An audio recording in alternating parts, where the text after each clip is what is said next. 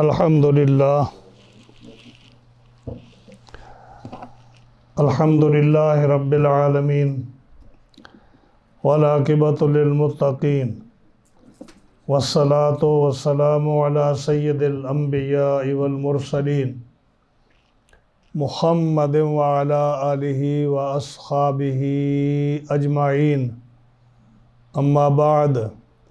فاعوذ باللہ من الشیطان الرجیم بسم اللہ الرحمن الرحیم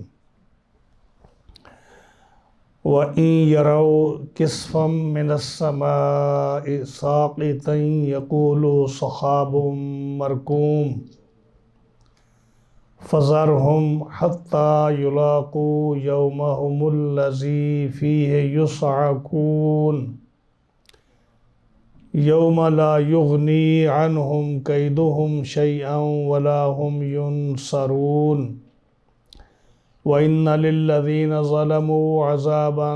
دُونَ ذَلِكَ وَلَكِنَّ أَكْثَرَهُمْ لَا يَعْلَمُونَ وَاصْبِرْ لِحُكْمِ رَبِّكَ فَإِنَّكَ بِأَعْيُنِنَا وَسَبِّحْ بِحَمْدِ رَبِّكَ حِينَ تَقُومُ وَمِنَ اللَّيْلِ فَسَبِّحْهُ وَإِدْبَارَ النُّجُومِ صدق اللہ مولانا العظیم وبلغنا رسولہ النبی الکریم الامین ونحن علی ذالک لمن الشاہدین والشاکرین والحمد للہ رب العالمین مولاي صل وسلم دائما ابدا علی حبیبک خیر الخلق کلہم فإن من جودک الدنیا وذرتها ومن علومک علم اللوح والقلم هو الحبیب الذی ترجى شفاعته لكل هول من الأهوال مقتحم فإن فضل رسول الله ليس له حد فيعرب عنه ناطق بفمه محمد سید الکونین والثقلین والفریقین من عرب ومن عجم دع مدعته النصارى في نبيهم واحكم بما شئت مدحا فيه واحتكم فمبلغ العلم فيه أنه بشر وأنه خير خلق الله كلهم جاءت لدعوته الأشجار ساجدة تمشي إليه على ساق بلا قدم یا رب بالمصطفیٰ بلغ مقاصدنا واغفر لنا ما مضى یا واسع الکرم فاغفر لناشدها واغفر لقارئها سألتك الخير یا ذا الجود والکرم مولاي صل وسلم دائما ابدا على حبيبك خير الخلق كلهم معززین حاضرین و سامعین کرام، آج جمعۃ المبارک کے ہفتہ وار درس میں ہم نے سورۃ الطور کے آخری 6 آیات کریمہ تلاوت کرنے کا شرف حاصل کیا ہے۔ آیت نمبر 44 سے لے کر آیت نمبر 49 تک۔ انشاءاللہ العزیز آج کے اس درس میں ہم ان 6 آیات کریمہ کا 44 سے 49 تک جو ہے ان کی ترجمہ اور تفسیر عرض کریں گے۔ بارگاہ رب العزت سے یہ دعا ہے کہ رب تعالی حق بیان کرنے کی توفیق عطا فرمائے اور مجھے اور آپ کو اس پر عمل کی توفیق بخشے۔ یہ سورت جو ہے سورہ الطور، یہ مکی ہے، اور مکی صورتوں میں ہم نے کئی بار یہ عرض کیا کہ اس میں توحید خداوندی کا، رسالت رسول اللہ صلی اللہ علیہ وسلم کا اور دیگر انبیاء کی رسالت کا، نبیوں کی رسولوں کی رسالت کا اور نبوت کا اور قیامت کا ذکر جو ہے، یہ 3 مین چیزیں ہوتی تھیں جن کا ذکر ان مکی صورتوں میں ہوتا تھا، اور قرآن مجید فرقان حمید کی عظمت کا کہ یہ اللہ کا کلام ہے۔ لیکن کفار مکہ اور قریش مکہ جو ایمان نہیں لائے تھے، ان کی ہٹ درمی اور عناد اور بغض اور دشمنی اور سرکشی جو ان کی ہے، وہ بدستور قائم رہی، اور انہوں نے کوئی موقع بھی اپنا ہاتھ سے نہیں جانے دیا کہ جو جگہ جگہ پر جا بجا وہ جو ہے رسول اللہ صلی اللہ علیہ وسلم کی تکذیب کرتے، قرآن مجید کا انکار کرتے، مذاق کرتے، اور ہر بات کو الٹا لیتے، اور ایسے ایسے بے سر و پا مطالبات کرتے کہ انسان سن کر جو ہے سمجھتا کہ پتہ نہیں ان کے ذہن میں یہ کیسے یہ باتیں آتی ہیں، اور کیسے جرأت مندانہ انداز میں اللہ تعالیٰ کی شان میں اور انبیاء علیہ السلام کی شان میں گستاخی کرتے، اور بڑی ہٹ دھرمی سے جو ہے وہ مقابلہ کرتے۔ انہوں نے جو ہے جب یہ قرآن مجید فرقان حمید کی صورتیں نازل ہوئیں اور قرآن مجید نے ان کو چیلنج دیا کہ تم 10 صورتیں بنا کے لاؤ، 1 صورت بنا کے لاؤ، یا کوئی تھوڑا سا حصہ ہی قرآن مجید کا اس کے مقابلے میں بنا کے لاؤ، تو وہ جب نہ لا سکے تو انہوں نے ایک میٹنگ کی، اور کعبۃ اللہ کے دروازے کے سامنے، یعنی کعبۃ اللہ کے دروازے کے سامنے انہوں نے میٹنگ کی، اور بڑے بڑے سرغنہ جو کفار تھے وہ وہاں اکٹھے ہوئے، اور انہوں نے نبی کریم صلی اللہ تعالیٰ علیہ وسلم کو بلایا اور کہا کہ آپ تشریف لے آئیے۔ نبی کریم صلی اللہ تعالیٰ علیہ وسلم تشریف لائے، اور انہوں نے کہا کہ ہم نے آج آپ سے بڑی ضروری بات کرنی ہے۔ آپ نے فرمایا ٹھیک ہے۔ تو جب آپ تشریف لائے اور ان کے سامنے بیٹھے تو وہ آپ سے مخاطب ہوئے اور کہنے لگے کہ آپ نے یہ قرآن مجید فرقان حمید جو آپ کہتے ہیں کہ یہ اللہ کا کلام ہے اور آپ پر نازل ہوا ہے، اور اس کا آپ نے ہمیں چیلنج کیا ہے کہ اس کے برابر تم لاؤ، تو بات یہ ہے کہ ہم آپ پر کبھی ایمان نہیں لائیں گے۔ ہاں جی، ہماری کچھ شرائط ہیں، اگر وہ آپ پوری کریں۔ تو آپ نے پوچھا کیا شرائط ہے، کیا آپ کے جو ہے مطالبات ہیں؟ تو انہوں نے پہلے لفظ یہ کہا لن نؤمن لک، ہم تیرے پر کبھی ایمان نہیں لائیں گے، لن نؤمن لک، ہم کبھی ایمان نہیں لائیں گے حتیٰ کہ آپ ہمیں کچھ ہمارے مطالبات پورے کریں۔ ہم مطالبات سنیے کفار کے، حتیٰ تفجر لنا من الارض ینبوعا، ہماری اس روئے زمین پر مکہ شہر میں آپ چشمے جاری کریں۔ اور روایات میں آتا ہے کہ انہوں نے کہا کہ 4 نہریں آپ جاری کریں، اس پہاڑی علاقے میں مکہ مکرمہ میں 4 نہریں جاری کریں آپ۔ او تکون لک جنت من نخیل، یا اس بیابان جنگل میں، اس مکہ شہر میں پتھریلی زمین پر آپ کھجوروں کا باغ جو ہے یہ آپ ہمیں دکھائیں کہ کھجوریں ہو گئیں یہاں، اور جیسے مدینہ منورہ میں یا باقی شہروں میں کھجوریں ہیں، کھجوروں کا باغ جہاں ہو، وعنب، اور انگوروں کے باغ ہوں یہاں،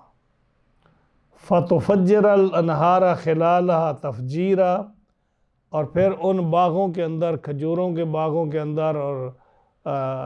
جو ہے انگوروں کے باغوں کے اندر نہریں جاری ہوں، چشمے جاری ہوں، یہ تم دکھائیں۔ اور یہ جو آپ ہمیں ڈراتے رہتے ہو نا کہ جو قرآن مجید میں آپ پڑھتے ہو اذا السماء کشطت، کہ قیامت کا دن آئے گا تو آسمان گر پڑے گا، تو آپ ایسا کیوں نہیں کرتے؟ او تسقط السماء کما زعمت علینا کسفا، آج ہی یہ آسمان ہمارے اوپر گرا دے۔ جرأت دیکھیے کہ آج ہی جو آپ قیامت کو گرانا چاہتے ہیں نا، جو آپ قرآن کی آیتیں پڑھتے ہیں کہ قرآن قیامت کے دن آسمان ٹوٹ جائے گا، تو آج ہی ہمارے اوپر یہ آسمان گرا دیں۔ او تأتی باللہ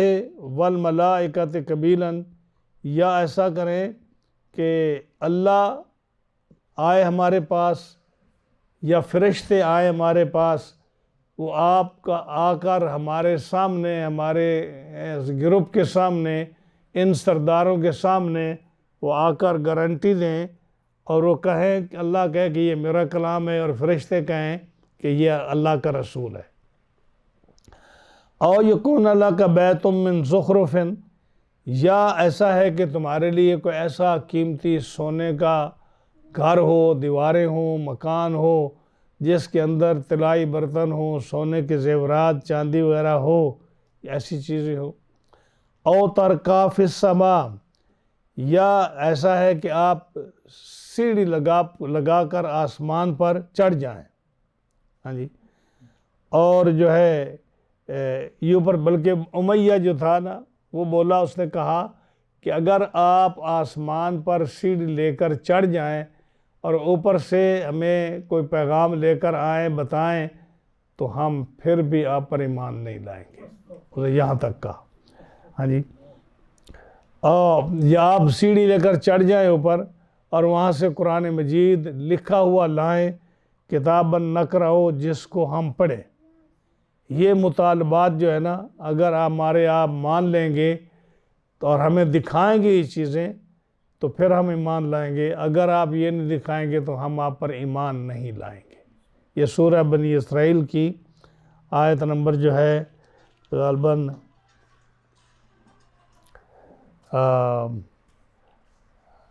90 سے لے کر 92 تک غالباً یہ آیات کریمہ ہیں، جس میں انہوں نے یہ کہا، جب قرآن مجید نے کہا کہ اگر تم اس کو اللہ کا کلام نہیں مانتے ہو تو تم بھی تو انسان ہو، اس کے مقابلے میں ہمیں کلام لا کے دو۔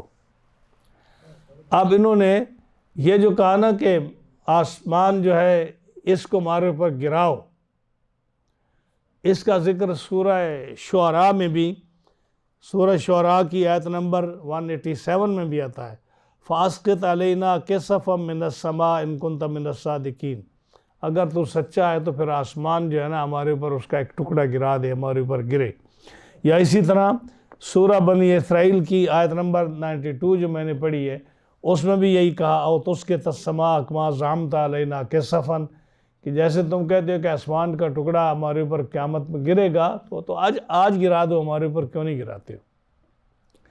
آج کے کافر جو ہے نا، وہ بھی یہ بات نہیں کہتے۔ یہ جتنی باتیں آپ نے قرآن مجید کے حوالے سے آپ نے سنی ہیں کہ کفار مکہ اور قریش جو تھے، قریش مکہ جو کفار تھے، وہ آپ کو کہا کرتے تھے۔ یہ آج کل کے کافر بھی ایسی باتیں نہیں کرتے تھے۔ تو قرآن مجید نے مختلف مقامات پر ان کا یہ جملہ ذکر کیا کہ وہ بار بار کہتے کہ آسمان ہمارے پر گرا دو، کیا ہو جائے گا پھر؟ اللہ تعالیٰ جل شانہ نے اس کا جواب یہاں دیا کہ وَإِن يَرَوْا كِسْفًا مِّنَ السَّمَاءِ سَاقِطًا، اگر آسمان سے کوئی ٹکڑا ہم گرائیں اور یہ اس کو گرتا ہوا دیکھیں کہ یہ آسمان کا ٹکڑا جو ہے یہ ٹوٹ کر ہمارے اوپر آ رہا ہے، اگر ہم گرا دیں اور یہ گرتا ہوا دیکھیں کہ ان کی طرف آ رہا ہے، یقولوا سحاب مرکوم،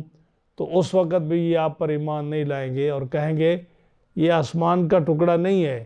یہ تو جیسے اولے پڑتے ہیں نا، یا برف باری ہوتی ہے تو جمی ہوئی برف ہے، بادل کا ٹکڑا ہے جو نیچے آ رہا ہے، یہ آسمان کا ٹکڑا نہیں ہے۔ اللہ فرماتا ہے کہ جب یہ اگر ہم آسمان گرا بھی دیں ایک ٹکڑا ان کے اوپر، تو پھر بھی جب تک ان کے سر پر نہیں پڑے گا، آتے ہوئے دیکھ کر بھی یہ کہیں گے کہ یہ آسمان کا ٹکڑا نہیں ہے، یہ تو بادل، برف یا اولا جمع ہوا ہے جو ہمارے اوپر آ رہا ہے، یہ آسمان کا ٹکڑا نہیں ہے۔ قوم شعیب پر اور دیگر قوموں پر اسی طرح کے عذاب آئے، یعنی آسمان سے عذاب نازل ہوا اور وہ قومیں ہلاک ہو گئیں۔ لیکن یہ سارے عذاب ان لوگوں کے سامنے قرآن کریم نے بیان کیے، نبی کریم علیہ السلام نے ساری قوموں کا ذکر کیا اور ان کو بتایا کہ وہ قومیں ہلاک ہوئی ہیں، لیکن ان کی ہٹ درمی ایسی کہ اس عذاب کو بھی یہ معمولی سمجھتے رہے اور کہتے تھے کہ یہ کوئی عذاب نہیں ہے، یہ نہیں ہو سکتا۔ ہاں جی، تو جب انہوں نے اتنے مطالبے کیے تو رسول اللہ صلی اللہ علیہ وسلم نے ان کو کیا فرمایا؟ اللہ نے فرمایا کہ آپ ان کو کہہ دیجئے، اللہ تعالیٰ نے آپ فرمایا ہے میرے محبوب، یہ جو آپ اتنی چیزیں یہ مانگتے ہیں نا کہ سونے کا مکان ہو جائے، آسمان سے ٹکڑا گرے ہمارے اوپر، 4 نہریں جو ہیں یہ مکہ میں جاری ہو جائیں، انگوروں کا باغ ہو، کھجوروں کا باغ ہو، یا تم سیڑھی لے کر اوپر چڑھ جاؤ اور اوپر قرآن لے کر آؤ، وہ ہم پڑھیں اور ہمیں معلوم ہو کہ یہ رب کا کلام ہے، ہماری آنکھوں کے سامنے نازل ہو، یا اللہ ہمارے پاس آ کر ہمیں کہے، یا فرشتہ آ کر ہمیں کہے کہ یہ اللہ کا رسول ہے، یہ قرآن اللہ کا کلام ہے، تو پھر ہم مانیں گے۔ نبی کریم علیہ السلام کو اللہ نے کیا فرمایا کہ اگر ہم یہ ان میں سے کوئی بات کر بھی دیں تو ایمان لانے والے نہیں ہیں، کہ ان کا کہ ہم ایمان نہیں لائیں گے، اور جب ایمان نہیں لائیں گے تو ان کو کہہ دیجئے، قل، ان کو فرما دیجئے، سبحان ربی، میرا رب پاک ہے، حل کنت الا بشر رسولا، یعنی لمبی بات کرنے سے گریز کیا اور فرمایا کہ میں ایک عام انسان ہوں تم جیسا، کفار کو کہا تم جیسا انسان ہو، یہ چیزیں میں کیسے کر سکتا ہوں؟ آپ نے یہ کہہ کر جان چھڑائی۔ اب یہی آیت جو ہے، یہی جملہ آج کل کے جو مسلمان ہیں وہ پڑھتے ہیں کہ دیکھو جی نبی کے اختیار میں کچھ ہوتا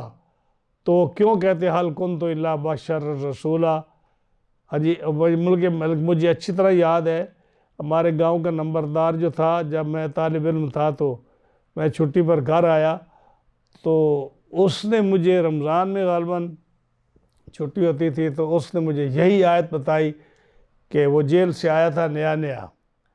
تو ظاہر وہاں سے وہ عقیدہ لے کر آیا، تو اللہ تعالیٰ اس کو مغفرت فرمائے، بڑا اچھا آدمی تھا۔ اس نے کہا کہ حافظ صاحب یہ دیکھیے جی قرآن مجید میں حل کنت الا بشر رسول آیا ہے کہ رسول کو اللہ نے بشر فرمایا، اور اس نے کہا کہ میں، اس کو بیچارے کو پتہ تو تھا نہیں کسی بات آگے پیچھے کا، جو اس کو آیت یاد تھی اس نے مجھے بتائی۔ تو اس میں یہی ہے، یعنی آپ نے کفار کو کیا کہا کہ میں بشر ہوں، رسول ہوں، تمہارے جیسا ہوں، تو میں یہ ساری چیزیں کیسے پوری کر سکتا ہوں؟ اب کیا نبی کریم علیہ السلام جو ہے انہوں نے آپ نے کفار کے سامنے چاند کے 2 ٹکڑے نہیں کیے تھے؟ کیا یہ نہریں بہانے سے کم معجزہ تھا؟ کیا نبی کریم صلی اللہ علیہ وسلم نے استون حنانہ جو کھجور کا تنا تھا مسجد نبی شریف میں، وہ آپ کے فراق میں نہیں رویا تھا؟ یعنی جب آپ نے اس کو چھوڑا اور ممبر پر جو آپ کے لیے ممبر بنایا تھا اس کارپینٹر نے، اس پر جب آپ نے خطبہ شروع کیا تو صحابہ کہتے ہیں کہ اس سے جیسے اونٹنی اپنے بچے کے لیے روتی ہے نا، ایسے رونے کی آواز ہم نے اس ستون سے سنی، اور آپ وہ ممبر چھوڑ کر اس کے پاس گئے، اس کے سر پر ایسے ہاتھ پھیرا، جب ہاتھ پھیرا تو وہ سسکیاں لیتا ہوا ایسے خاموش ہوا جیسے کہ بچے کے سر پر ہاتھ پھیرتے ہیں تو وہ ماں کے ہاتھ کو محسوس کر کے سسکیاں لیتا آہستہ آہستہ چپ کر جاتا ہے۔ اور پھر آپ نے اس سے پوچھا، لکڑی کے ستون سے پوچھا کہ تو چاہتا ہے تو میں تمہیں جنت میں لگا دیتا ہوں کہ اللہ کے ولی اور جنتی لوگ تیرا پھل کھائیں، اور اگر تو چاہتا ہے تو تمہیں جو ہے نا میں تیرے ساتھ ٹیک لگاتا ہوں، جو بھی آپ نے اس کو اختیار دیا۔ تو کیا لکڑی کا ستون جس کے اندر جان نہیں ہے، بالکل جان نہیں ہے، شعور نہیں ہے، عقل نہیں ہے، اس کو یہ شعور اور عقل اور یہ سمجھ کس نے دے دی کہ حضور کی فراق میں وہ رو رہا ہے؟ ہاں جی، چاند کے 2 ٹکڑے کیے اتنے بڑے اور اس کو واپس جوڑا۔ سورج جو ہے ڈوبا ہوا، حضرت علی کی نماز کے لیے سورج کو لوٹایا، یہ صحیح حدیث ہے، احادیث صحیحہ سے یہ ثابت ہے۔ حضرت سلمان فارسی کے لیے جب اس کے یہودی مالک نے 300 کھجوروں کی شرط لگائی، اور شرط ایسی لگائی کہ 1 کھجور لگاؤ وہ جوان ہو، اس پر پھل لگے، وہ پک جائے، وہ خود بخود گرے، میں اٹھا کر کھاؤں، پھر دوسرا پودا لگاؤ، پھر وہ بڑا ہو، اس پر پھل لگے، وہ گرے، میں کھاؤں، پھر تیسرا پودا لگاؤ۔ 300 پودے ایسے لگا دو، اور جب وہ 300 پودوں کا میں پھل کھاؤں، پھر اس کے بعد تم 40 اوقیے سونا جو ہے یہ مجھے دو تو تم آزاد ہو۔ اب یہ شرطیں وہ تھی کہ جو کہ نہ ہونے والی ہیں، یعنی اس نے تو اپنی طرف سے ایسی شرطیں لگائیں کہ نہ یہ کر سکے گا اور نہ یہ آزاد ہوگا۔ تو آپ صلی اللہ علیہ وسلم نے اس کو انڈے، کبوتر کے انڈے کے برابر سونا دیا اور فرمایا جا کے اس کو تول کے دے دے۔ تو وہ تولتا رہا، وہ انڈے کے برابر جو سونا تھا وہ 40 اوقیے پورا ہو گیا اور اتنا آپ کو بچ بھی گیا۔ ہاں جی، پھر 300 کھجوروں کا جو تھا، آپ نے فرمایا کل ہر صحابی 10 پودے لے کر آئے۔ جب لے کر آئے تو آپ نے فرمایا کہ ہر آدمی 10 پودے گڑھے کھودے تاکہ اس کو تیار کریں۔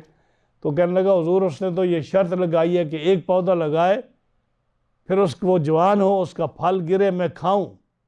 پھر دوسرا لگانا۔ آپ نے فرمایا ٹھیک ہے، پہلا پودا جو آپ نے لگایا اور آپ دوسرے پودے تک کبھی نہیں پہنچے کہ وہ درخت جوان ہو گیا، اس کا پھل لگ گیا، پک گیا، وہ گرا۔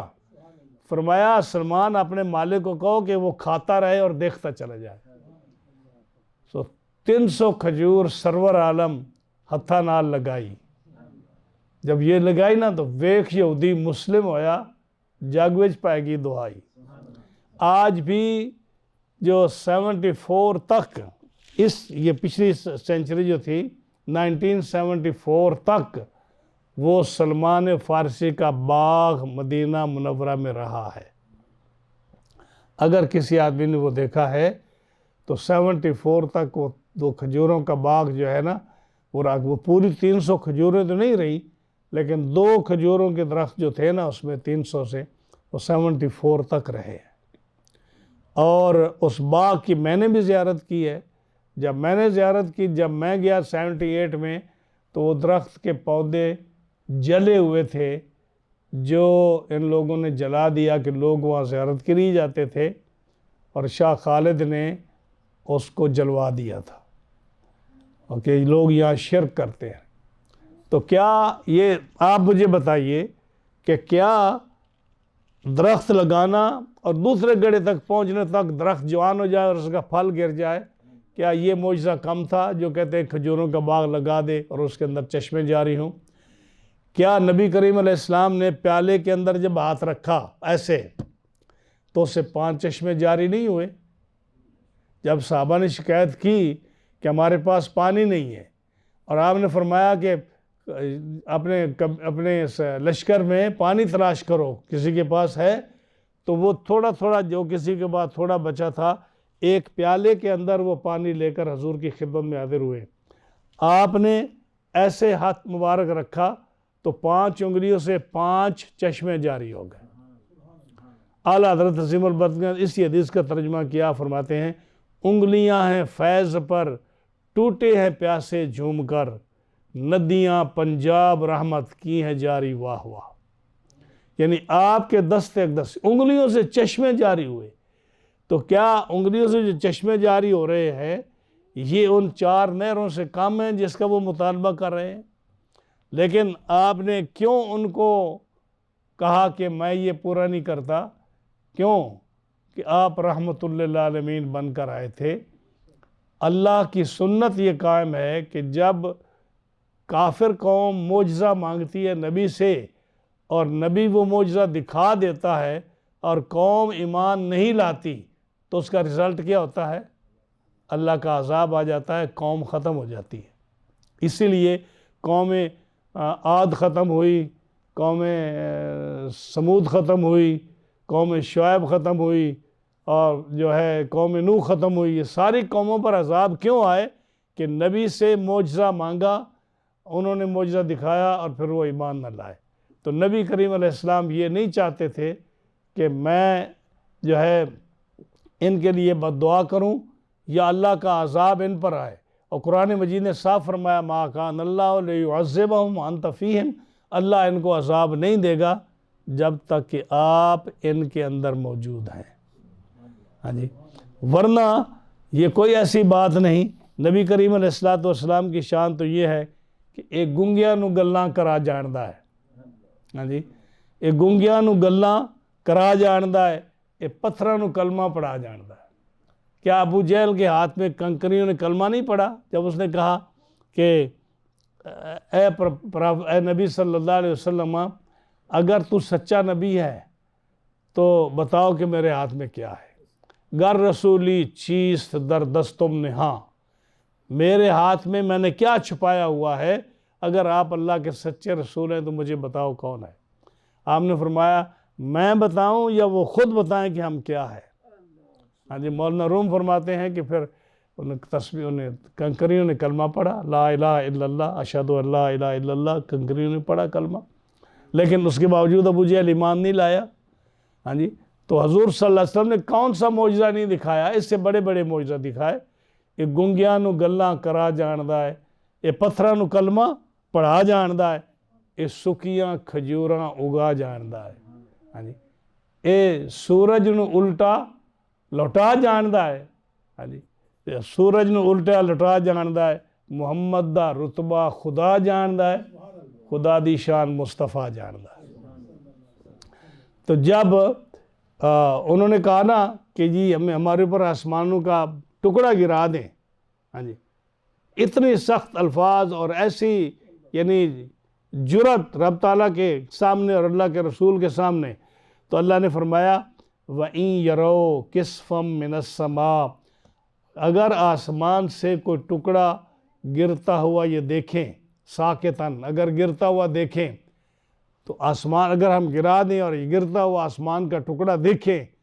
تو پھر بھی یہ نہیں مانیں گے، یقولو صحاب مرکوم، یہ نہیں مانیں گے، بلکہ کیا کہیں گے؟ یہ جمع ہوا برف کا بادل ہے، یعنی پانی ہے جیسے اولے اور برف جمی ہوتی ہے نا، یہ آسمان کا ٹکڑا نہیں، یہ بادل کا ٹکڑا ہے۔ تو کیا فرمایا؟ فَذَرْهُمْ، اے محبوب ان کو چھوڑ دیجئے، فَذَرْهُمْ، فَذَرْهُمْ، ان کو خاطر میں نہ لائیے، ان کو چھوڑ دیجئے۔ جیسے نہیں کہتے کہ جب کوئی آدمی انتہا کا گستاخ ہو جائے یا ایک آدمی ہو جو اس قابل نہ ہو جس سے گفتگو کی جائے یا جس کے اندر کوئی سینس نہ ہو، تو کہا جاتا ہے اس کو دفع کرو جی، اس کو منہ نہ لاؤ، اس کے ساتھ بات ہی نہ کرو، یہ وہ جملہ ہے۔ اللہ نے فرمایا محبوب فَذَرْهُمْ، ان کو چھوڑ دو، ان کو چھوڑ دو، ان سے بات ہی نہ کرو۔ کیوں؟ حَتَّى يُلَاقُوا يَوْمَهُمُ الَّذِي فِيهِ يُسْعَقُونَ، ان کو چھوڑ دو اس دن تک جس دن یہ قیامت کے دن جب ان سے اس دن ملیں گے جس دن یہ بے ہوش ہو جائیں گے، یعنی قیامت کا دن جب آئے گا نا جس دن یہ سارے بے ہوش ہو جائیں گے کافر، فَصَاعِقَ مَنْ فِي السَّمَاوَاتِ، جیسے قرآن نے فرمایا سورہ زمر میں کہ جو آسمان اور زمینوں میں ہے قیامت کے نزدیک یہ بے ہوش ہو جائیں گے۔ تو اس میں فرمایا حَتَّى يُلَاقُوا يَوْمَهُمُ الَّذِي فِيهِ يُسْعَقُونَ، ان کو چھوڑ دیجئے یہاں تک کہ وہ اپنے اس دن سے ملیں جس دن یہ بے ہوش ہوں گے۔ کیا فرمایا کہ یہ ایمان لانے والے نہیں ہیں؟ جب یہ ایمان لانے والے نہیں ہیں تو آپ ان کے سامنے کیوں جاتے ہیں؟ ان کو چھوڑ دیجئے، ان کو چھوڑ دیجئے قیامت کے عذاب کے لیے۔ تو دو ترجمے اس کی مفسرین دو تفسیریں کی ہیں۔ ایک تو تفسیر یہ کی ہے کہ ان سے جہاد نہ کیجئے، لڑائی نہ کیجئے، کہ ابھی جہاد کا حکم نازل نہیں ہوا، ان سے نہ لڑیے، فذرہم، ان کو چھوڑ دیجئے، اور اللہ کے حوالے کیجئے، جب قیامت کے دن یہ آئیں گے تو اللہ تعالیٰ ان کو عذاب دے گا، ان سے لڑیے نہیں۔ ایک یہ ترجمہ ہے۔ دوسرا ترجمہ یہ ہے، اس کا تفسیر یہ ہے کہ ان کو چھوڑ دیجئے، ہاں جی، قیامت تک ان سے بے تعلق رہیے، آپ ان کا خیال بھی دل میں نہ لائیے، ان کو قطع تعلق کر دیجئے، ان کو چھوڑ دیجئے قیامت کے دن تک، ان کا ذکر ہی نہ کیجئے۔ تو اس سے معلوم ایک یہ ہوا کہ جب ان کو چھوڑنے کا حکم ہے تو غلاموں کو اپنے ساتھ رکھنے کا حکم ہے، کہ آپ ان کافروں کو چھوڑ دیجئے، ان سے لا تعلق ہو جائیے، ان کا ذکر نہ کیجئے۔ تو اس کا مفہوم مخالف کیا بنا کہ جب کافروں کو چھوڑ دیجئے تو جو آپ کے غلام ہیں، جو آپ کے کلمہ گو ہیں، جو آپ کی بات مانتے ہیں، آپ ان کے ساتھ تعلق رکھیے۔ اور رسول اللہ صلی اللہ علیہ وسلم نے پھر تعلق ان کے ساتھ کیا رکھا؟ فرمایا یوم لا یغنی عنہم کیدہم شیئا ولا ہم ینصرون، ان کافروں کو چھوڑ دیجئے جس دن ان کا کوئی داؤ، کوئی مکر ان کا کام نہیں آئے گا، ولا ہم ینصرون، اور نہ کوئی ان کی مدد کی جائے گی، یعنی یہ بے مددگار ہوں گے، کوئی بندہ ان کی مدد نہیں کرے گا۔ جیسے قیامت کے دن ذکر ہے، مختلف آیات میں آتا ہے کہ قیامت پہ ان کا کوئی مددگار نہیں ہوگا۔ وَاتَّقُوا يَوْمًا لَا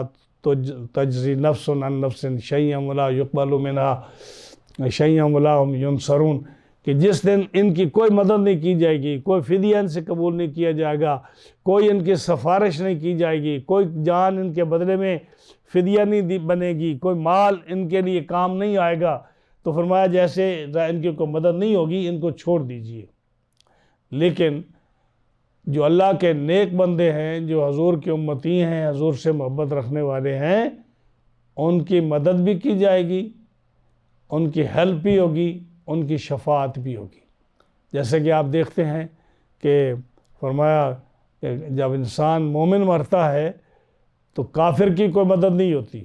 اس کو عذاب آتا ہے۔ جیسے اگلی آیت میں آیا وَإِنَّ لِلَّذِينَ ظَلَمُوا عَذَابًا دُونَ ذَلِكَ وَلَكِنَّ أَكْثَرَهُمْ لَا يَعْلَمُونَ، کہ بے شک ظالموں کے لیے اس دن سے پہلے، قیامت کے دن سے پہلے ایک عذاب اور ہے،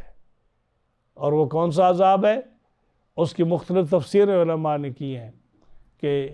اگر کفار مکہ مراد ہیں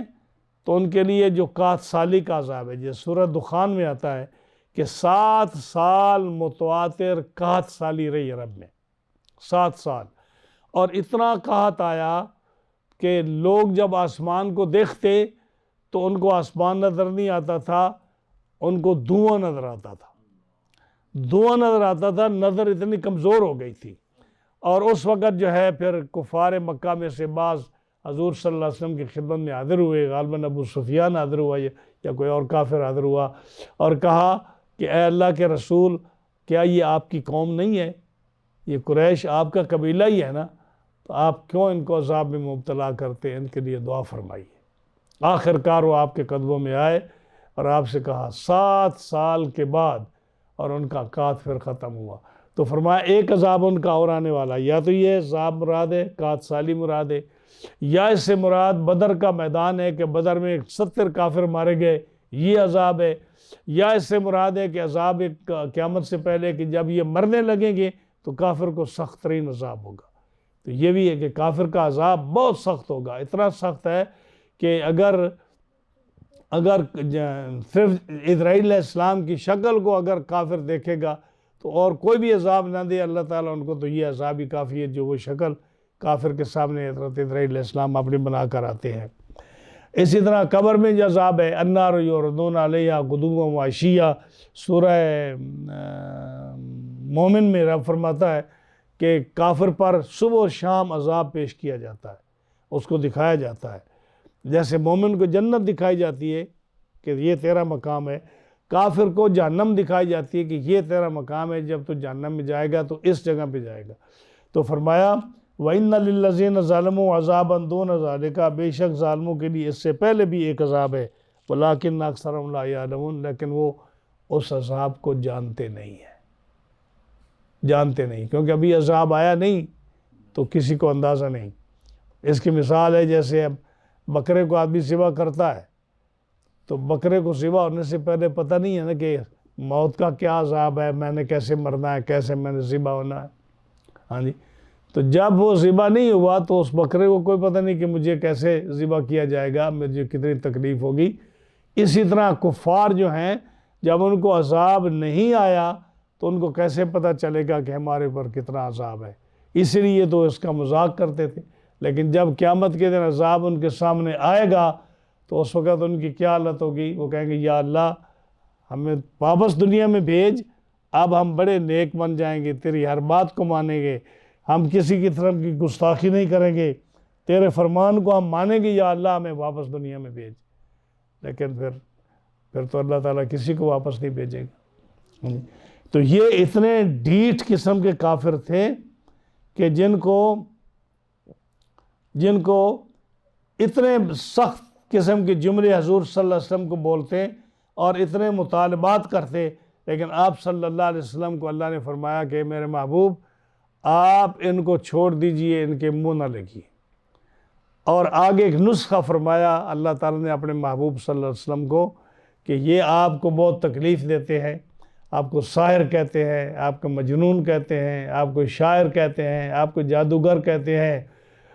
آپ کو طرح طرح کی گستاخیاں کرتے ہیں، تو اے میرے محبوب وَاصْبِرْ لِحُکْمِ رَبِّکَ، اپنے رب کے حکم کے لیے صبر کیجئے۔ یہ ایسا جملہ ہے کہ جو سرکار دو عالم صلی اللہ علیہ وسلم کی تسلی کے لیے، جب اللہ تعالیٰ فرمائے کہ اے میرے محبوب میں ساری ان کی حرکتیں دیکھ رہا ہوں، یہ میری مخلوق ہے، میں چاہوں تو ان کو ایک آن میں ختم کر سکتا ہوں، اور اگر تو ہاتھ اٹھا دے تو میرا عذاب نہیں رکے گا، یہ ہلاک ہو جائیں گے، لیکن ان کی تکلیفوں کو سہ کر میں آپ کو یہ کہتا ہوں کہ تیرے رب کا حکم یہ ہے کہ میرے محبوب صبر کیجئے، آپ صبر کیجئے ان کی تکلیفوں کا اور ان کی جو ہے بد زبانی کا اور ان کی ہٹ دھرمی کا، ان کے عناد اور ان کے بغض اور ان کی دشمنی کا آپ کوئی جواب نہ دیجیے، آپ کو یہ نقصان نہیں پہنچا سکیں۔ اگلا جو جملہ ہے قرآن مجید کا، یہ دیکھیے کہ کتنا مقام ہے سرکار دو عالم علیہ السلام کا اللہ کی بارگاہ میں۔ فرمایا وَاصْبِرْ لِحُکْمِ رَبِّکَ، اپنے رب کے حکم پر صبر کیجئے، فَإِنَّكَ بِأَعْيُنِنَا، اس واسطے کہ اے محبوب آپ ہماری نظروں کے سامنے ہیں، فَإِنَّكَ بِأَعْيُنِنَا، آپ ہماری نظروں کے سامنے ہیں، ہماری نظریں آپ سے نہیں ہٹتی، آپ جہاں بھی ہوں، جس حال میں ہوں، جس مقام پر ہوں، ہم آپ کو دیکھتے رہتے ہیں، ہماری نظروں کے سامنے آپ ہیں، آپ کو کوئی نقصان نہیں پہنچا سکتا، آپ کو کوئی تکلیف نہیں پہنچا سکتا، آپ کو کسی قسم کا فکر نہیں ہے، غم نہیں ہونا چاہیے، کیونکہ آپ ہماری نظروں کے سامنے ہیں۔ یہاں آیون فرمایا جمع کا صیغہ ہے، ہماری آنکھوں کے سامنے، ہماری نظروں کے سامنے، لیکن قرآن مجید فرقان حمید میں ایک 16ویں پارے میں جب حضرت موسیٰ علیہ السلام کا واقعہ آتا ہے کہ فرعون نے 6 لاکھ بچے غالباً موسیٰ علیہ السلام کی پیدائش کو روکنے کے لیے اتنے لاکھوں بچے قتل کرائے تھے کہ موسیٰ علیہ السلام پیدا نہ ہوں۔ جس سال بچے قتل ہونے تھے اللہ تعالیٰ نے موسیٰ علیہ السلام کو اس سال پیدا فرمایا، اور فرمایا قرآن مجید میں سورۃ طٰہٰ کی آیت نمبر 37، 38 اور 39 میں، وَلَقَدْ مَنَنَّا عَلَيْكَ مَرَّةً أُخْرَىٰ، اے موسیٰ ہم نے تیرے اوپر ایک اور احسان کیا، کیا؟ اِذْ أَوْحَيْنَا إِلَىٰ أُمِّكَ مَا يُوحَىٰ، جب ہم نے تیری ماں کی طرف وحی کی، اللہ تعالیٰ نے حضرت موسیٰ علیہ السلام کی ماں کی طرف وحی کی۔ اس وحی سے مراد وہ وحی نہیں ہے جو نبی کی طرف کی جاتی ہے، کیونکہ عورت نبی نہیں ہوتی۔ تو یہ ہے کہ جیسے اللہ نے فرمایا کہ ہم وَأَوْحَىٰ رَبُّكَ إِلَى النَّحْلِ، شہد کی مکھی کی طرف ہم وحی کرتے ہیں، تو شہد کی مکھی تو نبی نہیں ہو سکتی نا، وہاں بھی وحی کا لفظ ہے۔ تو جیسے شہد کی مکھی کی طرف رب تعالیٰ نے وحی کی، یعنی اللہ نے اس کو حکم فرمایا کہ تو ایسا کر، اسی طرح حضرت موسیٰ علیہ السلام کی طرف جو وحی کی، یہ بھی نبوت والی وحی نہیں ہے، بلکہ اللہ نے حکم فرمایا کہ اے موسیٰ کی ماں کیا کر، اَنِقْذِ فِيهِ فِي التابوت، جب بچہ پیدا ہو موسیٰ علیہ السلام تو اس کو تابوت میں ڈال دے۔ تو انہوں نے سانوم بڑھئی سے، کارپینٹر سے صندوق بنوایا ماں نے، اور اس کے جو ہے نا سوراخ، اس کو لک سے اس کو پر کیا، پھر اس کے اندر روئی رکھی، پھر اس کے اندر حضرت موسیٰ علیہ السلام کو اس تابوت کے اندر رکھا۔ پھر فرمایا کہ جب تو تابوت میں موسیٰ علیہ السلام کو رکھ لے، تابوت بند کر، فَقْذِ فِيهِ فِي الْيَمِّ، پھر اس صندوق کو سمندر میں ڈال دے، دریا میں ڈال دے۔ جب دریا میں ڈالے گی، فَلْيُلْقِهِ الْيَمُّ بِالسَّاحِلِ، تو پھر یہ جو صندوق ہے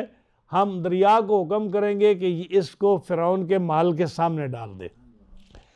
يَأْخُذْهُ عَدُوٌّ لِّي وَعَدُوٌّ لَّهُ، جب ہم سمندر کو حکم دیں گے کہ اس صندوق کو فرعون کے محل کے سامنے ڈال دے، کیونکہ ایک نہر جو تھی سمندر سے وہ جاتی تھی فرعون کے محل کی طرف، تو ہم حکم دیں گے کہ دریا جو ہے نا اس صندوق کو فرعون کے محل کی طرف لے جائے، اور جب وہاں جائے گا تو يَأْخُذْهُ عَدُوٌّ لِّي وَعَدُوٌّ لَّهُ، تو پھر میرا دشمن، اللہ فرماتا ہے میرا دشمن اور تیرا دشمن اس صندوق کو اٹھا لے گا۔ یعنی اللہ نے فرمایا میرا دشمن فرعون اور تیرا دشمن فرعون اس صندوق کو اٹھا لے گا، اور جب اٹھا کر اپنے گھر لے جائے گا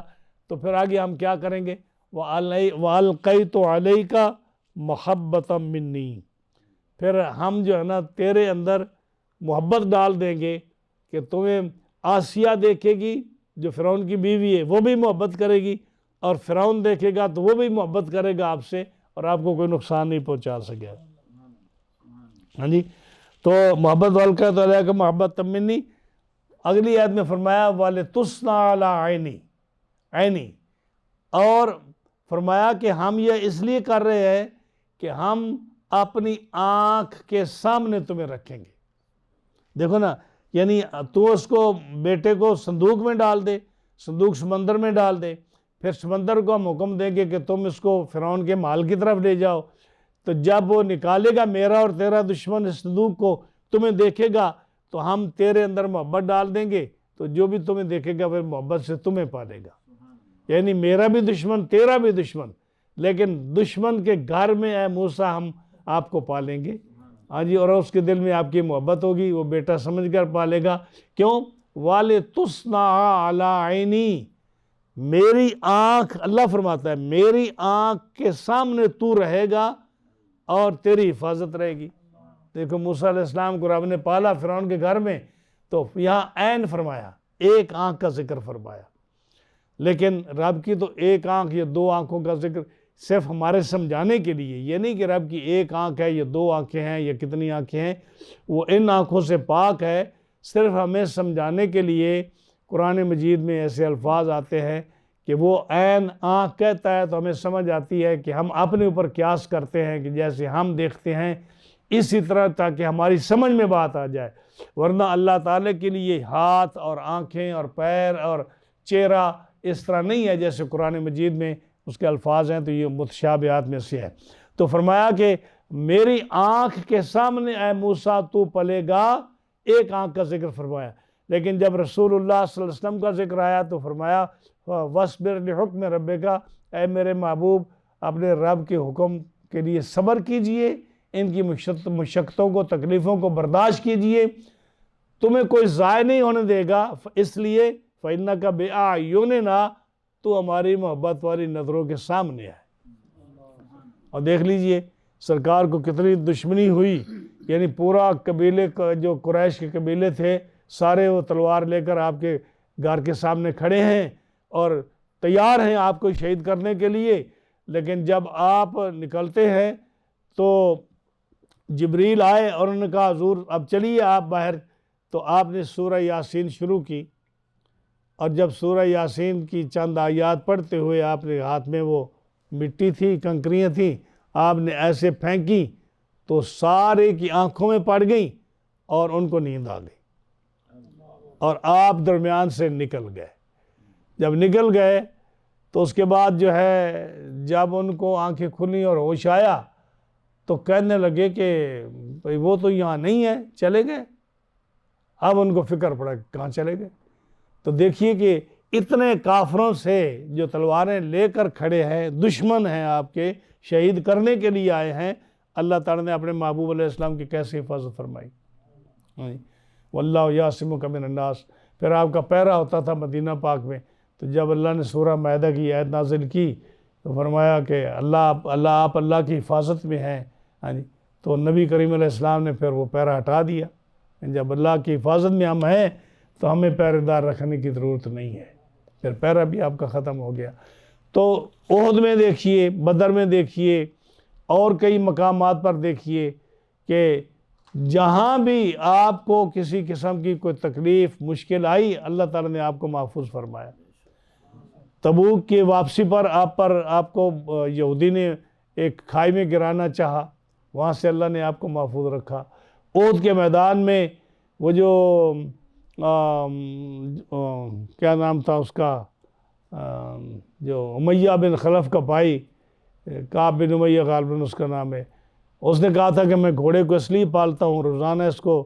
چنے کھلاتا ہوں، جو کھلاتا ہوں کہ اس پر چڑھ کر میں آپ کو شہید کروں گا، علیہ اللہ تعالیٰ میں۔ آپ نے فرمایا ٹھیک ہے، تو بھی تیاری کر، ہم بھی تیاری کر رہے ہیں۔ اور پھر جو آپ کے سامنے آیا تو آپ نے اس کو کیا کیا، آپ نے اشارہ کیا نیزے کا، تلوار کا اشارہ کیا، اور وہ چیختا چلایا، گھر دوڑ گیا۔ تو لوگوں نے کہا کہ روتا کیوں ہے، تمہیں تو کچھ بھی نہیں ہوا؟ کہتا کہ اگر محمد میری طرف تھوک بھی دیتے تو میں مر جاتا۔ پھر یہ ڈر ہو گیا اس کے نے۔ تو اللہ نے فرمایا اے میرے محبوب آپ صبر کیجئے اپنے رب کے حکم پر،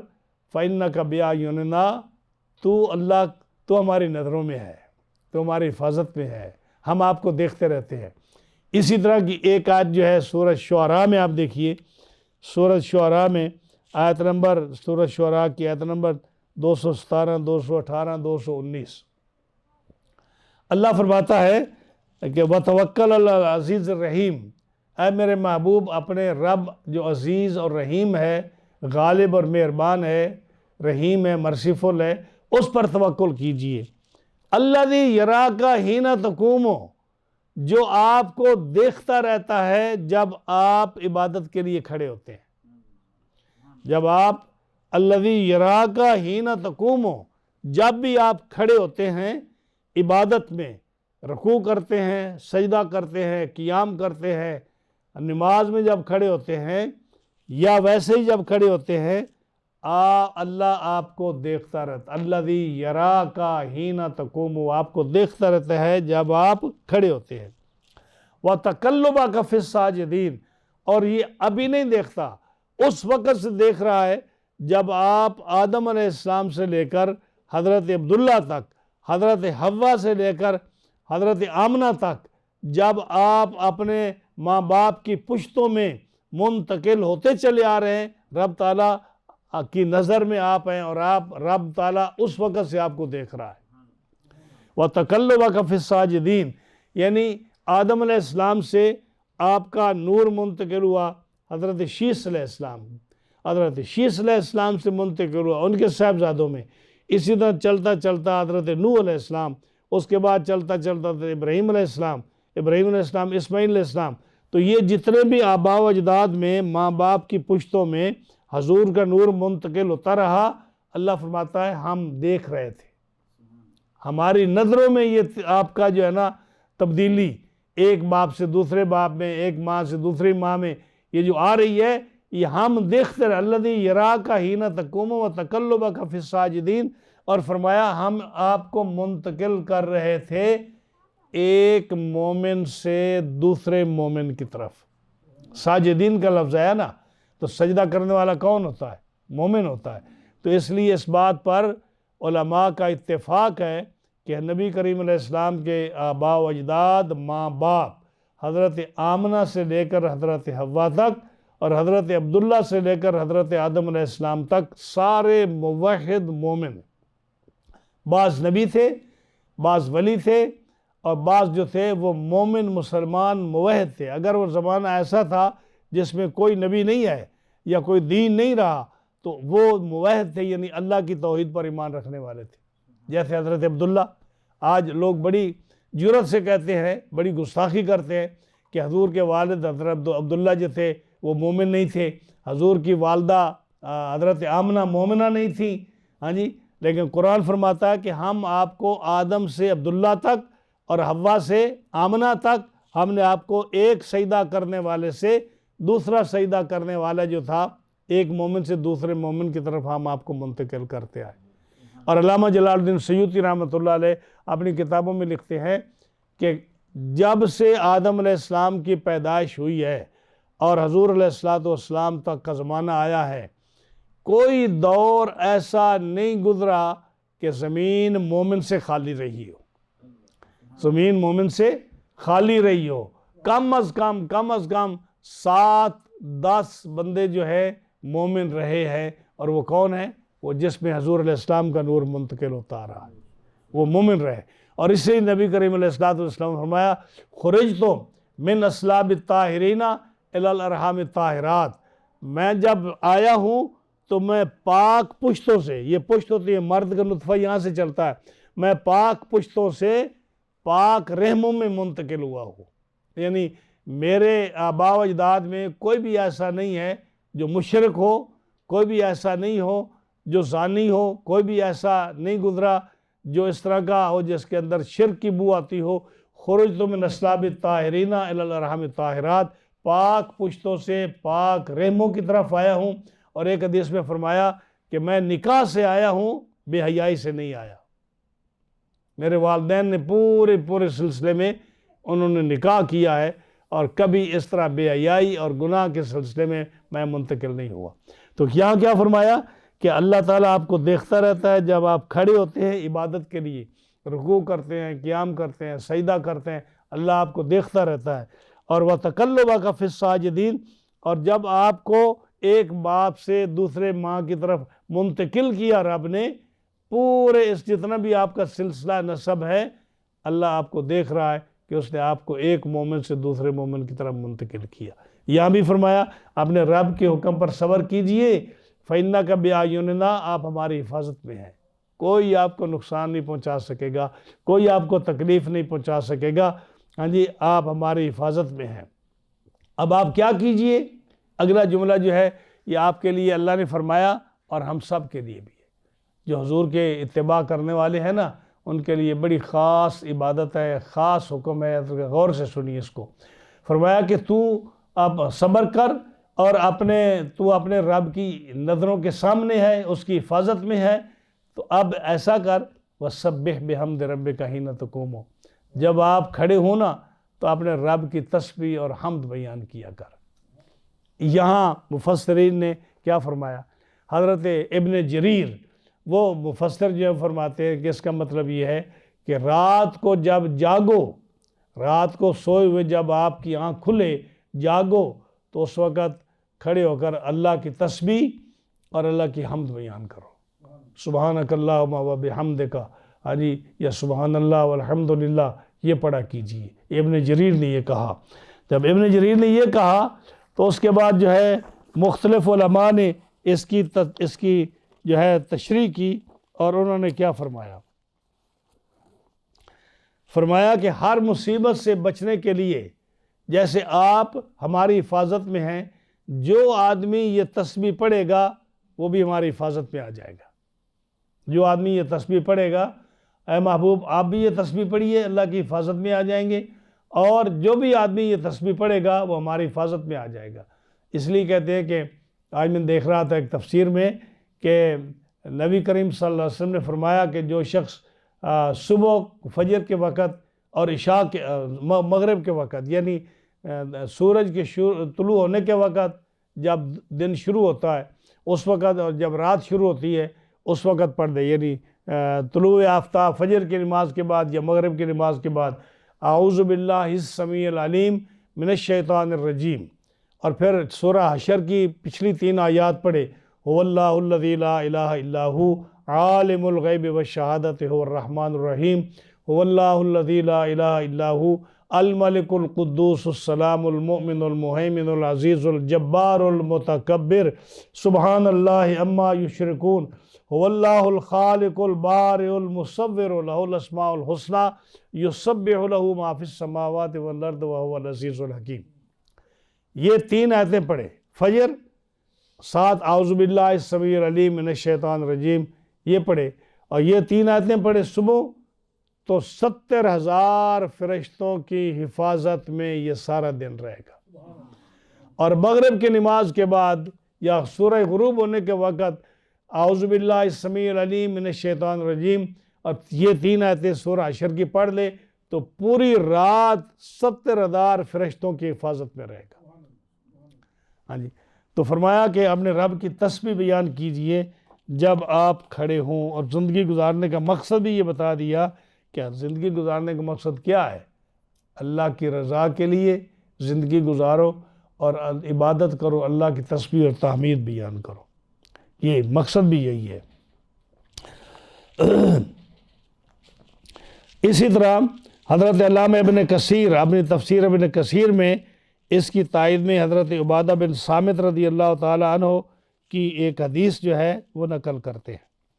عن عبادہ بن صامت رضی اللہ تعالیٰ عنہ، یہ فلسطین کے قاضی تھے۔ حضرت عمر فاروق رضی اللہ تعالیٰ عنہ نے حضرت عبادہ بن صامت کو فلسطین کا قاضی بنا کر بھیجا۔ میں جب فلسطین گیا تو میں نے آپ کی مزار پر حاضری دی۔ جو دیوار ہے نا مسجد اقصیٰ کے چاروں طرف، بالکل دیوار کے ساتھ جو ہے مسلمانوں کا قبرستان ہے۔ 3 قبرستان وہاں ہیں، ایک مسلمانوں کا قبرستان ہے جو مسجد اقصیٰ کی اس دیوار کے ساتھ ہے، بہت بڑا قبرستان ہے، اور ایک عیسائیوں کا قبرستان ہے جو تھوڑا وہاں سے دور ہے ایک پہاڑ پر، اور ایک یہودیوں کا قبرستان ہے جو تھوڑا اس سے دور ہے، اور تو مسلمانوں کا قبرستان جو ہے نا وہ مسجد اقصیٰ کی دیوار کے ساتھ ہے۔ تو حضرت عبادہ بن صامت کی مزار پر جب میں حاضر ہوا تو بالکل سادی سی قبر تھی، اوپر چادر پڑی ہوئی تھی اور لکھا ہوا تھا کہ یہ مزار شریف جو ہے عبادہ بن صامت کی ہے، صحابی رسول کی ہے۔ بالکل سادہ سا مزار تھا۔ یہ ایک فلسطین کے قاضی تھے، 1400 سال سے وہ جو ہے نا وہ محفوظ ہے، اور اس کے آگے جو ہے چند قبریں چھوڑ کر آگے تھوڑا ان کے شاگرد رشید حضرت شداد بن اوس جو ان کے شاگرد تھے، وہ صحابی رسول، ان کی قبر بھی وہاں موجود تھی۔ تو حضرت عبادہ بن صامت سے یہ حدیث ہے، الرسول اللہ صلی اللہ علیہ وسلم قال من تعار من اللیل، جو آدمی سویا ہوا ہو اور رات کو جاگے، یاد رکھ لے یہ بہت اچھے وظیفے ہیں، جو رات آدمی سویا ہوا ہو اور رات کو اس کو جاگ ہو اٹھے تو کیا کہے، فقال لا الہ الا اللہ وحدہ لا شریک لہ لہ الملک ولہ الحمد وہو علی کل شیء قدیر، سبحان اللہ والحمد للہ ولا الہ الا اللہ واللہ اکبر ولا حول ولا قوت الا باللہ، یہ پڑھے۔ ہاں جی، بڑا آسان سا وظیفہ ہے، یاد کر لے اس کو، آپ کے پاس یہ محفوظ ہوگا، جو بھی سن رہا ہے بہت اچھا وظیفہ ہے۔ جب بھی رات کو جاگے، وضو ہے یا نہیں ہے، جنبی حالت میں نہ پڑھے کیونکہ بے ادبی ہے، وضو نہ بھی ہو، رات کو جاگے تو یہ پڑھے لا الہ الا اللہ وحدہ لا شریک لہ لہ الملک ولہ الحمد وہو علی کل شیء قدیر، سبحان اللہ والحمد للہ ولا الہ الا اللہ واللہ اکبر ولا حول ولا قوت الا باللہ۔ جب یہ پڑھے ہاں جی، اور پھر اس کے بعد آکے کہے رب اغفر لی، رب اغفر لی، اے اللہ مجھے بخش دے، رب اغفر لی کہے، یا یہ کہے، یا کوئی دعا بھی، یا کوئی دعا مانگے، رب اغفر لی کہہ دے اے اللہ مجھے بخش دے، یا کوئی بھی دعا مانگے، استجیب لہ، اس کی دعا قبول کی جائے گی۔ اور اگر فین عظمہ، اور اگر وہ ارادہ کرے کہ نماز پڑھنے کا تو وضو کرے اور پھر نماز پڑھے، قابلت صلاتہ، اس کی نماز اللہ کی بارگاہ میں قبول ہوگی، نماز بھی قبول ہوگی، دعا بھی قبول ہوگی۔ تو وہ ٹائم کون سا ہے کہ جب انسان رات کو جاگتا ہے تو ظاہر ہے کہ وہ پچھلی رات کا وقت ہوگا نا۔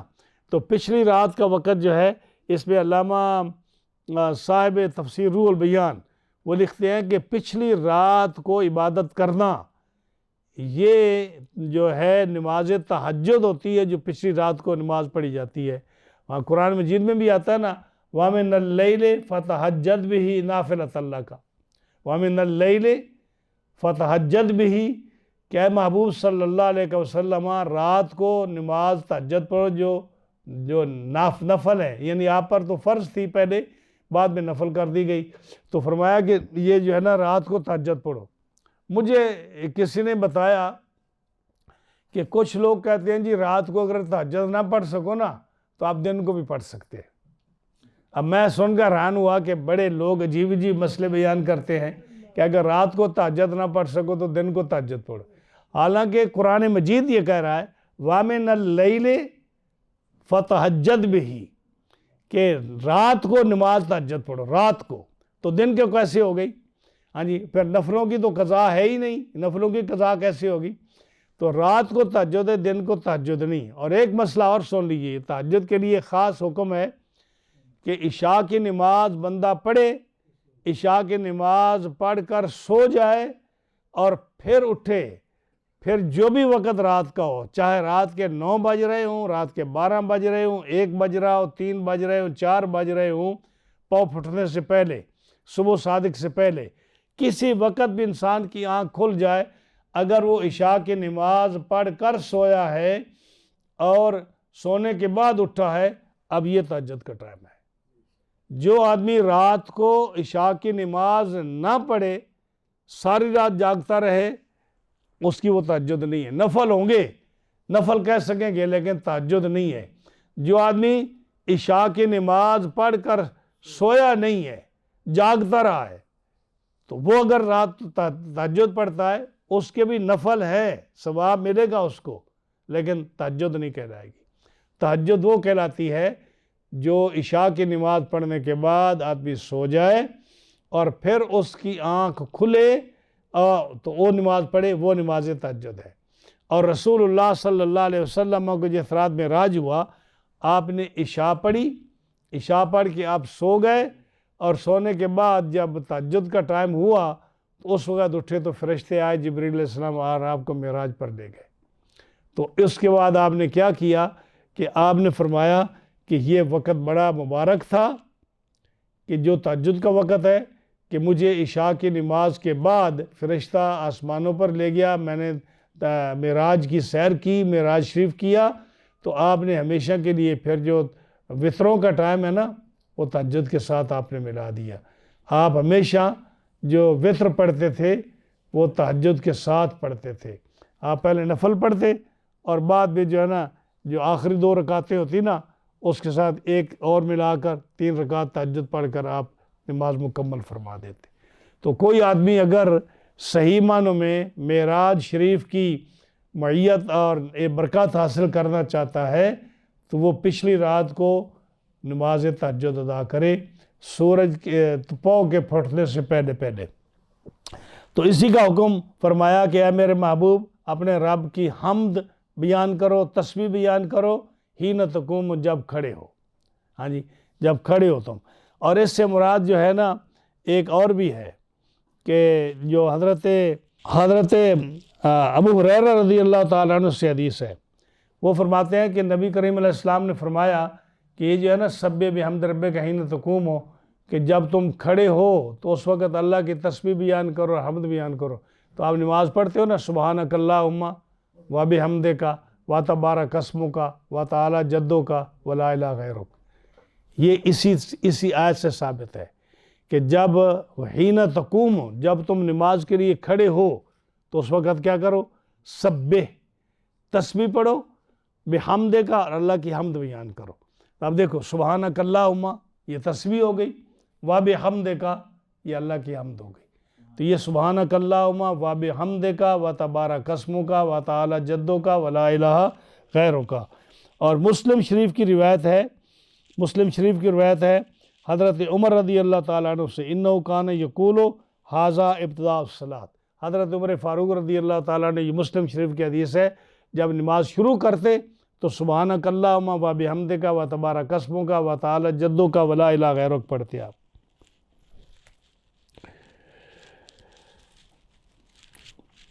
حضرت سعید بن جبیر اور عطا، امام اعظم کے استاد جو ہیں عطا بن رباح، وہ فرماتے ہیں، اور سعید بن جبیر جو حضرت عبداللہ بن عباس کے شاگرد ہیں، تابعی، بہت بڑے عالم تھے، یہ فرماتے ہیں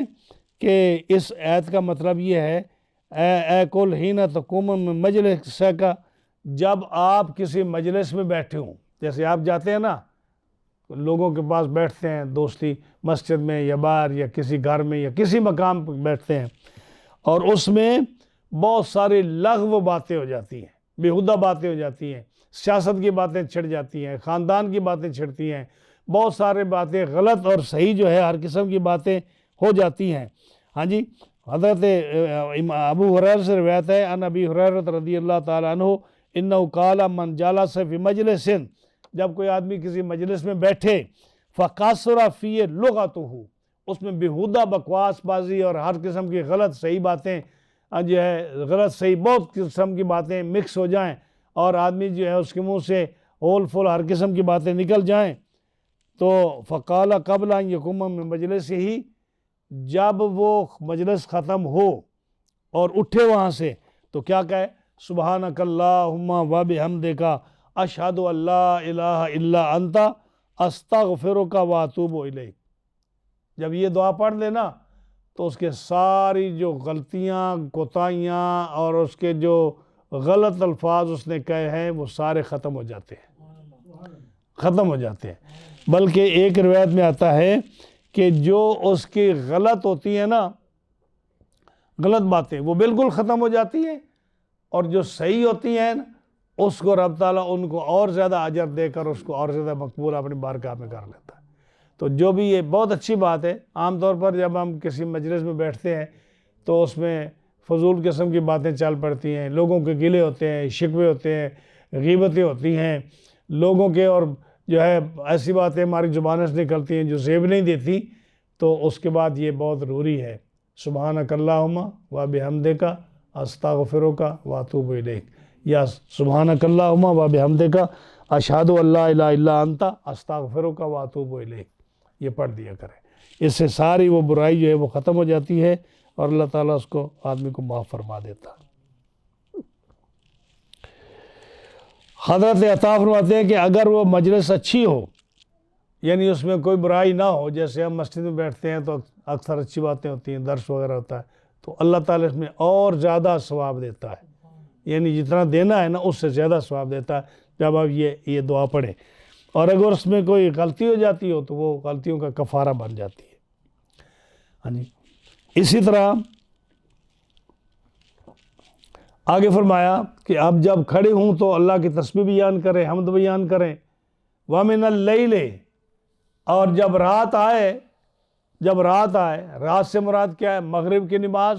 اور عشاء کی نماز، وَمِنَ اللَّيْلِ، مغرب کی نماز اور عشاء کی نماز پڑھیں، فَسَبِّحْهُ، تو اس وقت بھی اللہ کی تسبیح بیان کریں، اللہ کی تسبیح بیان کریں۔ اس سے مراد کیا ہے کہ تسبیح مراد بیان کریں، وَإِدْبَارَ النُّجُومِ، اور جب ستارے جب لوٹ رہے ہوں، ستارے جو ہے لوٹ جائیں، اور کب لوٹتے ہیں، جب صبح کی روشنی نمودار ہو۔ ستارے ساری رات رہتے ہیں تو کب غائب ہوتے ہیں، جب صبح کی روشنی نمودار ہو، پاؤں پھٹ جائے تو ستارے جانا شروع کر دیتے ہیں۔ تو فرمایا کہ جب رات ہو تو مغرب اور عشاء ادا کریں اور اللہ کی تسبیح بیان کریں، وَإِدْبَارَ النُّجُومِ، اور جب ستارے لوٹ جائیں تو اس وقت نماز ادا کریں۔ اب اس میں دو روایتیں ہیں، ایک روایت یہ ہے کہ ادبار النجوم سے مراد کیا ہے کہ جب پاؤں پھٹ جائے اور ستارے جانے لگیں تو فجر کی 2 سنتیں پڑھیں، فجر کی 2 سنتیں پڑھیں۔ نبی کریم صلی اللہ تعالیٰ علیہ وسلم نے اس پر ہمیشگی فرمائی۔ حضرت عائشہ صدیقہ رضی اللہ تعالیٰ عنہا کی روایت ہے، آپ فرماتی ہیں قالت لم یکن رسول اللہ صلی اللہ علیہ وسلم علی شیء من نوافل اشد تعاہدا منہ علی رکعت الفجر۔ بخاری اور مسلم کی روایت ہے کہ نبی کریم علیہ السلام جو نفلی نمازیں ہوتی تھیں ان میں اتنی پابندی کسی اور نماز کی نہیں کرتے تھے جتنی فجر کی 2 سنتوں کی کرتے تھے۔ تو فجر کی 2 سنتیں جو ہیں ان کو مائی صاحبہ نے نفل کہا۔ یہاں ایک وضاحت کروں میں کہ جو فقہ کی کتابیں ہیں نا ان کی لینگویج، جو فقہا کی لینگویج ہے وہ یہ ہے کہ فرضوں کو تو وہ فرض کہتے ہیں۔ فجر کے 2 فرض ہو گئے، ظہر کے 4 فرض ہو گئے، عصر کے 4 فرض ہو گئے، مغرب کے 3 فرض ہو گئے، عشاء کے 4 فرض ہو گئے، ان کو کیا کہتے ہیں؟ فرض۔ اور باقی وتر، سنت موقدہ، سنت غیر موقدہ، نوافل، یہ تمام جو ہے ان کو نفل کہتے ہیں۔ یہ زبان ہے، یہ لینگویج ہے فقہا کی۔ تو اس لیے مائی صاحبہ نے کیا کہا کہ رسول اللہ صلی اللہ علیہ وسلم نفلوں میں کسی شے پر اتنی زیادہ پابندی نہیں فرماتے تھے جتنی فجر کی 2 سنتوں میں کرتے تھے۔ یہ بخاری کی روایت ہے۔ اور مسلم کی روایت ہے کہ رکعت الفجر خیر من الدنیا وما فیہا۔ امام مسلم نے حدیث نقل کی حضرت عائشہ صدیقہ سے، انہوں نے فرمایا کہ نبی کریم علیہ السلام نے فرمایا دنیا اور دنیا میں جتنی بھی مال و دولت ہے، جو کچھ بھی ہے، ان سب سے بہتر کیا ہے؟ فجر کی 2 رکعت سنت، یعنی 2 رکعت سنت۔ اور ایک حدیث میں یہ آتا ہے کہ فجر کی 2 سنتیں ضرور پڑھو، اگرچہ تمہیں گھوڑے جو ہے نا اتنا خطرہ ہو کہ گھوڑے تمہیں روند ڈالیں گے جہاد کے، فرمایا کہ تم پھر بھی فجر کی سنتیں ضرور پڑھو۔ اور ایک حضرت ابی برزہ اسلمی رضی اللہ تعالیٰ عنہ سے روایت ہے، وہ فرماتے ہیں کہ میں نے دیکھا کہ رسول اللہ صلی اللہ علیہ وسلم نے آپ نے آخری عمر میں، جب آپ کا آخری عمر تھی، عمر شریف، تو اس میں آپ جب کھڑے ہوتے نا مجلس سے تو پڑھتے سبحانک اللہم و بحمدک اشہد ان لا الہ الا انت استغفرک و اتوب الیک، جب یہ پڑھتے تو میں نے کہا یا رسول اللہ صلی اللہ علیہ وسلم، آپ آج کل ایسی دعا پڑھ رہے ہیں جو پہلے ہم نے کبھی نہیں سنی تھی، کہ آپ آخری عمر میں یہ کرتے تھے نا، تو ہم نے کبھی آپ سے سنی نہیں تھی، آپ آج کل یہ پڑھتے ہیں۔ فرمایا یہ کفارتن یکون فی المجلس کما یکون فی المجلس، کہ مجلس میں اگر بیٹھنے میں کوئی بات چیت میں کوئی غلطی ہو جائے تو یہ اس کا کفارہ ہے۔ اور ایک حدیث میں آتا ہے کہ حضرت جبریل امین نے رسول اللہ صلی اللہ علیہ وسلم کو علم النبی صلی اللہ علیہ وسلم اذا قام من مجلسہ ان تقول اشہد سبحانک اللہم و بحمدک اشہد ان لا الہ الا انت استغفرک و اتوب الیک۔ جبریل امین نے رسول اللہ صلی اللہ علیہ وسلم کو یہ دعا سکھائی کہ جب مجلس میں جاؤ تو اس وقت مجلس سے اٹھو